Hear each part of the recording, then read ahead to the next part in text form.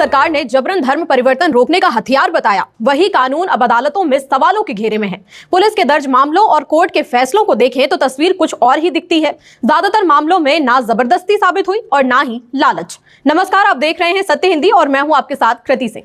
उत्तराखंड में जबरन धर्म परिवर्तन को रोकने के लिए बीजेपी सरकार जो कानून लाई थी वो अब पूरी तरह से कमजोर पड़ रहा है। जबरन धर्म परिवर्तन विरोधी कानून अब 7 साल पुराना हो गया है, लेकिन अदालतों के रिकॉर्ड ये दावा कर रहे हैं कि अब ये कानून किसी काम का नहीं रह गया।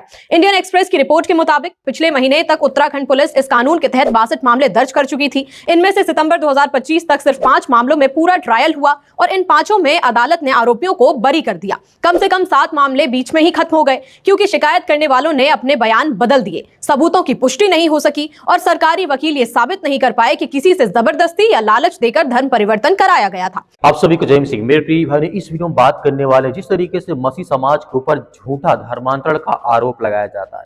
दरअसल बहुत सारी खबरें मैंने आपको बताई है जहां पर सुप्रीम कोर्ट ने 100+ केस को खारिज कर दिया था कि किसी प्रकार का सिद्ध नहीं होता था कि कोई व्यक्ति धर्मांतरण कराया था या लालच देकर के किसी तरीके से किसी प्रकार का सबूत न होने कारण सुप्रीम कोर्ट ने छोड़ा था।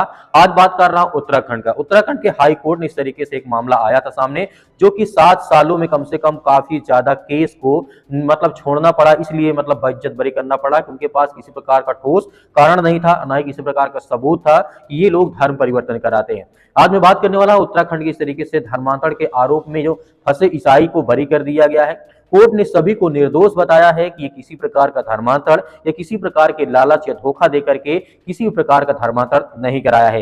कोर्ट का बड़ा फैसला आते ही काफी ज्यादा यहाँ पर विवाद उठने लगा और जिस तरीके से उत्तराखंड में जो एंटी कन्वर्जन लॉ बना हुआ है जो कि 2018 में बना था, अब उस पर बहुत सारे सवाल खड़े किए जा रहे हैं। क्या ये जो एंटी कन्वर्जन लॉ लाया गया था, धर्मांतरण कानूनी विरोधी कानून जो था, उसको लेकर के काफी ज्यादा सवाल उठाए जा रहे हैं। कहा जा रहा है कि जब क्या किसी व्यक्ति को धर्मांतरण के आरोप में झूठा फंसाया जाता है। मैं इसी मुद्दे पर बात करने वाला हूं। पूरी घटना मैं आपको बताना चाहता हूं। जिस तरीके से कोर्ट ने सभी ईसाइयों को बरी कर दिया गया, बाइज्जत बरी कर दिया गया है।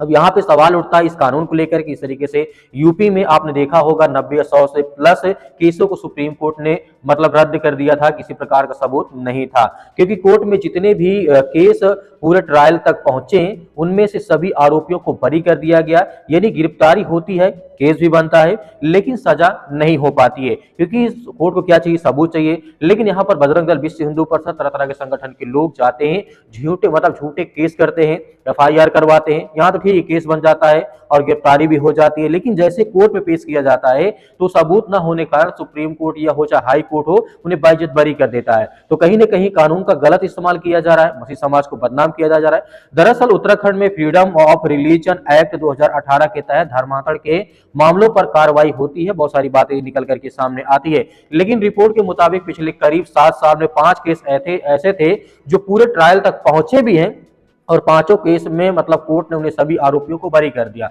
ट्रायल भी चला, यहाँ पे FIR भी हुई, पेशी भी हुई, लेकिन सबूत ना होने कारण वहां पे बाइज्जत बरी करना पड़ा। वीडियो आपको दिखाना चाहिए, प्लीज वीडियो को देखिए। उत्तराखंड में जबरन धर्म परिवर्तन को रोकने के लिए बीजेपी सरकार जो कानून लाई थी वो अब पूरी तरह से कमजोर पड़ रहा है। जबरन धर्म परिवर्तन विरोधी कानून अब 7 साल पुराना हो गया है, लेकिन अदालतों के रिकॉर्ड ये दावा कर रहे हैं कि अब ये कानून किसी काम का नहीं रह गया। इंडियन एक्सप्रेस की रिपोर्ट के मुताबिक पिछले महीने तक उत्तराखंड पुलिस इस कानून के तहत 62 मामले दर्ज कर चुकी थी। इनमें से सितंबर 2025 तक सिर्फ 5 मामलों में पूरा ट्रायल हुआ और इन 5 में अदालत ने आरोपियों को बरी कर दिया। कम से कम 7 मामले बीच में ही खत्म हो गए क्योंकि शिकायत करने वालों ने अपने बयान बदल दिए, सबूतों की पुष्टि नहीं हो सकी और सरकारी वकील ये साबित नहीं कर पाए कि किसी से जबरदस्ती या लालच देकर धर्म परिवर्तन कराया गया था। बाकी 39 मामलों में से ज्यादातर आरोपी जमानत पर बाहर हैं। कई को हाई कोर्ट और एक को सुप्रीम कोर्ट से भी जमानत मिली है। अदालतों ने जमानत देते समय यह भी नोट किया कि कई रिश्ते आपसी सहमति से बने थे, बयानों में विरोधाभास था और पुलिस जांच में गंभीर खामियां पाई गई। इस तरीके से आपने वीडियो देखा है तो सरकार पर कहीं न कहीं इस कानून को लेकर के सवाल मन में बहुत सारे उठते हैं। कोर्ट ने यह माना है कि सबूत पूरे नहीं थे, हमने उन्हें बाइज्जत बरी करना पड़ा। ये नहीं साबित कर पाए कि लालच देकर के, धोखा देकर के किसी प्रकार धर्मांतरण करा रहे थे। कोई भी प्रूफ नहीं हुआ कि वो धर्मांतरण करा रहे थे या गवाहों के बयान से कोर्ट नहीं टिक पाए। बहुत सारी सवाल यहाँ पे उठते हैं कि धर्म को लेकर के, कानून को लेकर के लोगों के मन में उठता है कि अब इसी वजह से सवाल उठ रहा है, क्या कानून जो गलत इस्तेमाल हो रहा है, जो एंटी कन्वर्जन बिल लाया गया था, क्या उसे गलत इस्तेमाल किया जा रहा है? जी बिल्कुल गलत इस्तेमाल किया जा रहा है। बजरंग दल, विश्व हिंदू परिषद, तरह तरह के संगठन के लोग आज दिन छत पर अटैक करते हैं, हमला करते हैं।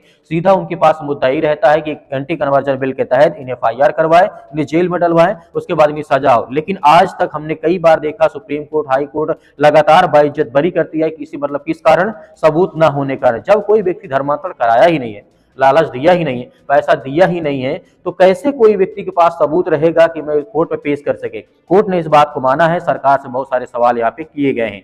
कई लोग कह रहे हैं कि ऐसे कानून से धार्मिक स्वतंत्रता का असर पड़ता है, जबकि कुछ लोग बोल रहे हैं कि कानून जरूरी है, लेकिन ये केस मजबूत बनता नहीं है, इसलिए कि कोई व्यक्ति धर्मांतरण नहीं कराता है। पर जो बात सामने आकर की यही खड़ी होती है, अगर कोर्ट में कन्वर्जन ही नहीं हो पा रहा है, मतलब सबूत नहीं दिया जा रहा है या नहीं पेश किया जा रहा है, तो ऐसी प्रक्रिया क्यों की जाती है? क्या जबरदस्ती लोगों को मतलब परेशान किया जाता है? इस कानून को लेकर के ईसाइयों को टारगेट किया जाता है या मारा जाता है, पीटा जाता है? बहुत सारे सवाल यहाँ पे उठते हैं और जांच और पुलिस प्रशासन की प्रक्रिया में बहुत सवाल उठते हैं। इस तरीके से बजरंग दल के लोग, विश्व हिंदू परिषद, तरह तरह के संगठन के लोग आए दिन टॉर्चर करते हैं, मसीह समाज को मारना, पीटना और धमकाना, बहुत सारी बातें देखने को मिलती है। आपकी क्या राय है एंटी कन्वर्जन लॉ के बारे में? क्या सही इस्तेमाल हो रहा है या फिर गलत हो रहा है? कहीं ना कहीं मुझे देखने को मिला है, जिस तरीके से छत्तीसगढ़ के हाई कोर्ट की बात करें, उत्तराखंड की बात करें और यूपी में सुप्रीम कोर्ट का जब मामला गया था, तो कहीं ना कहीं सभी को बाइज्जत बरी कर दिया गया था, सबूत नहीं था। तो क्यों आज प्रशासन और शासन और बजरंग दल के लोग, कुछ संगठन के लोग मिलकर के मसीह समाज को टारगेट करते हैं? आपकी जो भी राय हमें कमेंट बॉक्स में कमेंट करके जरूर बताइएगा। वीडियो पसंद आई है तो लाइक करें, शेयर करें और चैनल को जरूर सब्सक्राइब करें। मिलते हैं नेक्स्ट वीडियो में।